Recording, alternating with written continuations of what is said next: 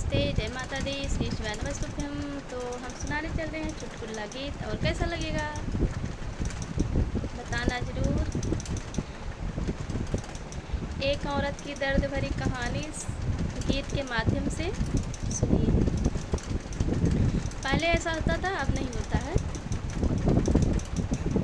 महल हमरी सुने राजा घरे चलायावा, महल हमरी सुने राजा घरे चलायावा। चिट्ठिया ही लिखी लिखी भेजत ससुर जी, चिट्ठिया ही लिखी लिखी भेजत ससुर जी। नौकरिया बड़ी चीज बेटा घर जिनी आया, नौकरिया बड़ी चीज बेटा घर जिनी आया। महल हमरी सुने राजा घरे चलायावा, महल हमरी सुने राजा घरे चलायावा।